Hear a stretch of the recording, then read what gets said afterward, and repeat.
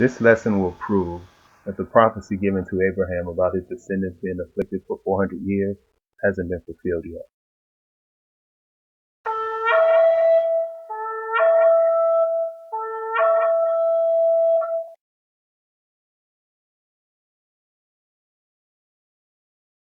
Genesis 15:13 through 14. And he said unto Abram, he being the Most High, know of a surety that thy seed shall be a stranger in a land that is not theirs, and shall serve them, and they shall afflict them 400 years. And also that nation whom they shall serve will I judge, and afterward shall they come out with great substance. Now I'm sure, like most, I thought this passage of scripture talked about the children of Israel being enslaved in Egypt. However, according to the word, even though Israel came out with great substance, I will prove they were not afflicted in Egypt for 400 years, which means this prophecy hasn't yet been fulfilled. Let's remember what the Most High said in Isaiah 55, that his word will not return unto him void, which also means whatever he says will happen the way he says it will. Exodus 1:6 through 8. And Joseph died, and all his brethren, and all that generation. And the children of Israel were fruitful, and increased abundantly, and multiplied, and waxed exceedingly mighty, and the land was filled with them. Now there arose up a new king over Egypt, which knew not Joseph. Of course, most of us are familiar with the story of Joseph, how he was sold into slavery by his brother, and as many years passed became the ruler of Egypt under Pharaoh. Now again, verse 6 states, and Joseph died, and all his brethren, and all that generation. Let's see who the word is referring to when it states, and all that generation. Genesis 46, verse 7, verse 11, and verse 26 through 27. Jacob brought with him to Egypt his sons and grandsons, and his daughters and granddaughters, all his offspring. Verse 11. The sons of Levi, Gershon, Kohath, and Merari. Verse 26. All those who went to Egypt with Jacob, those who were his direct descendants, not counting his sons' wives, numbered 66 persons, with the two sons who had been born to Joseph in Egypt. The members of Jacob's family which went to Egypt were 70 in all. As you can see, I skipped through a number of verses where it named Jacob's sons and grandsons and only mentioned Levi and his sons. Later we will see why I did that. However, we now see who Exodus 1 and 6 is referring to when it states, and all that generation. It's talking about Jacob's grandchildren who left from the land of Canaan and went into Egypt with him. Exodus 6, verse 16, verse 18, and verse 20. These were the names of the sons of Levi, according to their records: Gershon, Kohath, and Merari. Levi lived 137 years. Verse 18. The sons of Kohath were Amram, Ishar, Hebron, and Uzziel. Kohath lived 133 years. Verse 20. Amram married his father's sister Jochebed, who bore him Aaron and Moshe. Amram lived 137 years. Now we see why I mentioned Levi and his sons in the last passage. They were a part of the number that left the land of Canaan and went into Egypt with Jacob. Remember, according to Exodus 1 and 6, Levi and Kohath had already passed before the new king of Egypt had arose. These passages also help clarify why the new king didn't know Joseph, or that Joseph didn't mean anything to him, because look how much time had passed. Now that leaves us with Amram. Amram, being one of Kohath's sons, was born in Egypt. This also leads us into the story of Moshe. Let's keep it in the back of our mind that Amram lived for 137 years. Exodus 1, 6 through 11.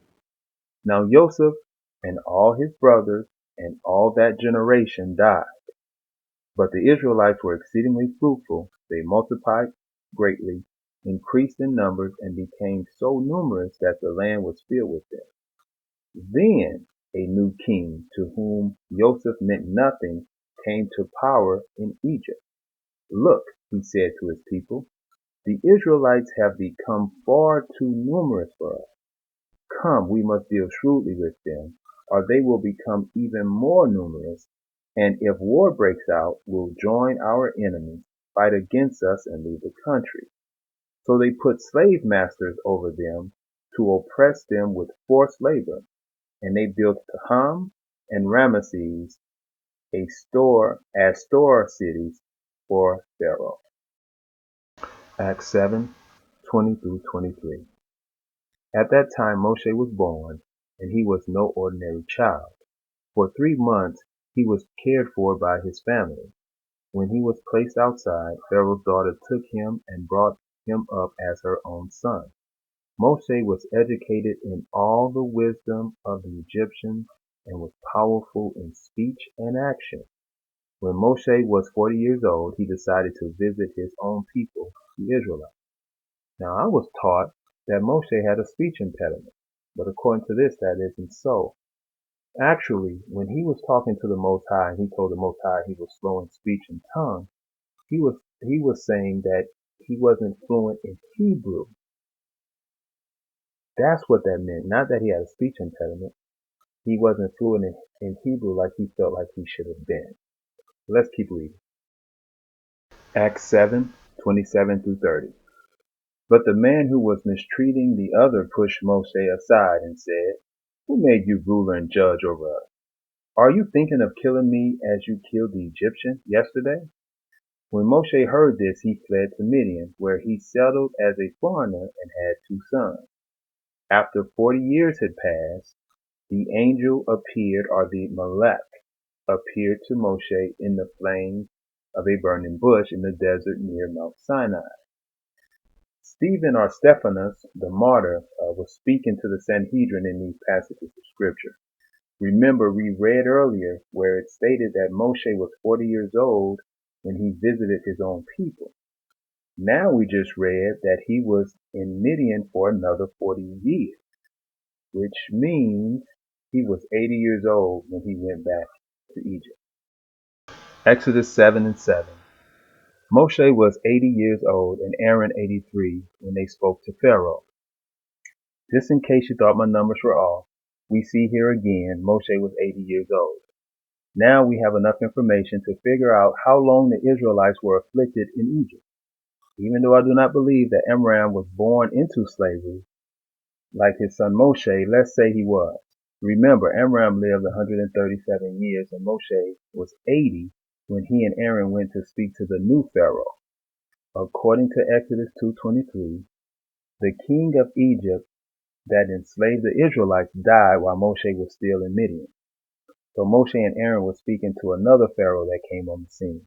Nevertheless, 137 plus 80 equals 217. So that's 217 years of bondage or affliction, not 400. Just to be on the safe side, let's go even further. We clearly know Joseph and his brothers, Levi being one, passed before the new king arose. This leaves us with one of Levi's sons, Kohath, who lived 133 years.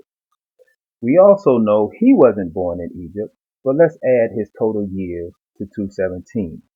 Even then, we only come up with 350 years.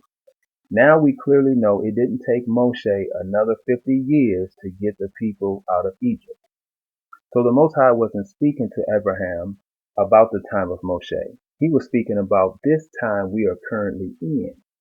Whether we want to accept this or not, this nation will be judged by the Most High for what it has done and continue to do to the Israelites, also known as the so-called Negroes, whom afterward, after the Most High judged this nation, will come out with great substance. Remember, the Most High told Abraham that a nation will afflict his descendants for 400 years. Even though the Israelites, or the so-called Negroes, are no longer enslaved per se, They are still being afflicted to this very day. Just turn on the news. Now I'm going to leave you with this. It's been documented that the first slave ship that reached this continent, which was in Virginia, it reached this continent in 1619. There's nothing more for me to say. Shalom.